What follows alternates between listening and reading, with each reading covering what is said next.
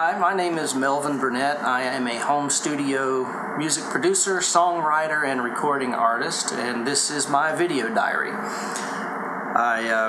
If you watched the last episode, it's been something in the neighborhood of about 15 seconds since I finished that recording, but for you, it's probably been a couple of weeks. So thanks for sticking around. I appreciate your patience. But so anyway, where I left off was I was talking about how I had spent, kind of how I had gotten out of my funk of just not doing any music and found a way to get inspired to keep pressing ahead and keep doing this thing because it's something that I need to do. I am a musician. It's part of me, whether I like it or not. And if I'm not doing this, I'm just not going to be healthy because it's like that old John Lee Hooker song. I heard Papa tell Mama, let that boy boogie woogie, because it's in him and it's got to come out. It's like that. So, anyway, what I was saying is that over the past, well, once I kind of got out of my funk, I spent 2 years, first year really working on my production skills so that I could get the quality of my music up to snuff. And then I spent a year after that working on learning everything I could about marketing and advertising so that I could hopefully get some people to pay attention to what I was doing. And that brings us to today's topic. So I kind of finished off talking about how everything that you do in music is insanely hard, and it is, from the very beginning. From the time that you first learn how to play an instrument, that's crazy hard. If you are an instrumentalist, you know what I'm talking about. Those first few weeks, the first year is brutal. It seems like you've got to go for a year before you can really even play a song. But after you get past that, it tends to get a little bit easier. Well, most everything else in music is that way too. The recording process and the production process is crazy hard, and it's crazy detail oriented. Just tiny little movements can make all the difference in the world, and figuring out how to make those adjustments so that you don't just mess up everything, it really takes a lot of time and attention to learn how to do that. It's, you know, you watch movies or whatever about this band and how they make their way to the big time, and it's just so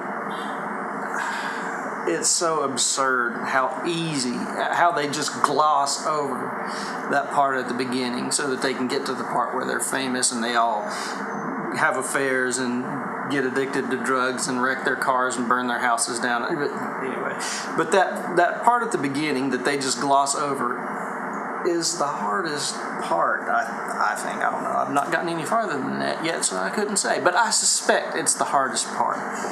But it's always great, the part where they just go into the recording studio and they all strap on their instruments and the singer walks up to the microphone and the drummer counts them off and they just play this song, and the guy's sitting in the control booth behind the board and he's nudging, he's elbowing the producer, and they're all like, wow, this is incredible.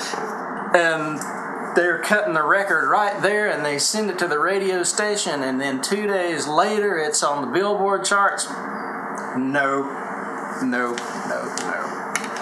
That is no more realistic than Cinderella and the slipper and the little animals making a dress for her. It's the same kind of fairy tale. Working in the studio is a laborious task. You can't do it without patience. You can't sit there and listen to a vocal track 20 times to go in and cut out the breath noises and to fix the volume levels on the little peaks where just that one little word is a little too loud or this other word is a little too soft, and then to go back through there with a notch equalizer and pick out any kind of resonant frequencies in the room where you're recording. It's hours and hours and hours of doing this, and that's the stuff that I was learning how to do in that first year. But to get to a point where where your music sounds comparable to the things that are on the radio is it's learning how to play an instrument all over again. It's the same kind of learning curve and the same kind of time commitment.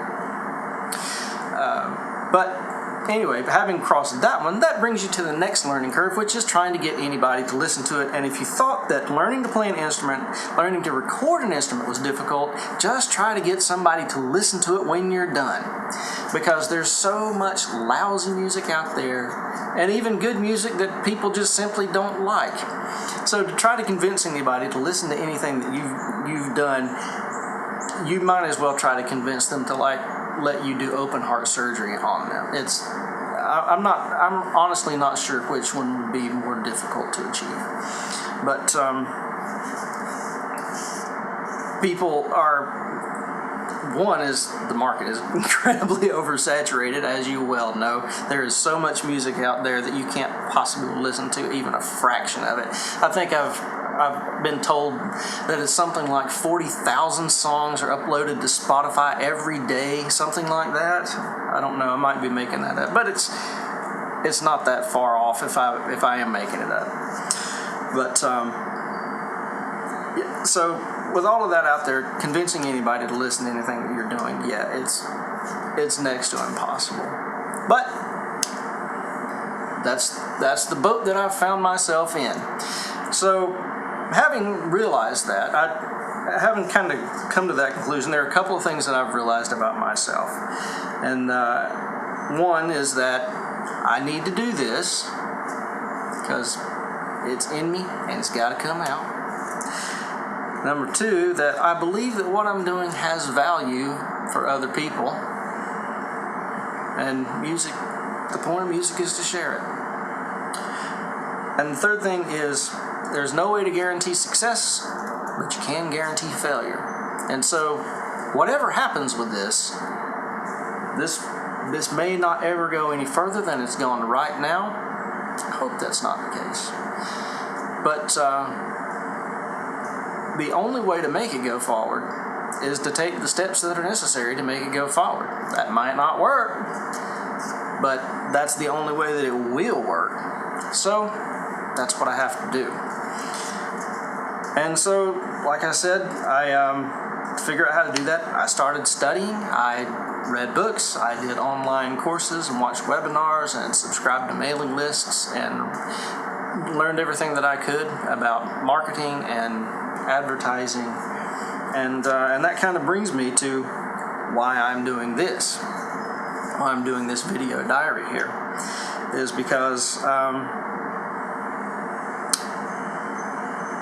let me back up just a minute and say, again, where I started with this, it looks like I don't really have anything to show for what I've done. My numbers are not great. I don't have any Spotify listeners. I think that my last count there are three followers on Spotify, maybe. I have 3 subscribers to my YouTube channel. No video on there has more than 100 views, much less 1,000. I'm nowhere close to having a viral video, not even. But the thing that's important for me to realize is that over the past couple of years is I've accumulated a lot of tools. I've really built a strong tool set. And so maybe I'll cut it right there and I'll pick up again and talk about where I am now and where I'm hoping to go in the next episode of this video diary. So, thank you again for sticking around, and I'll be here in a few minutes.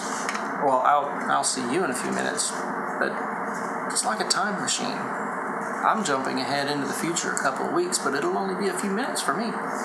So anyway, I'll see you then. Thanks.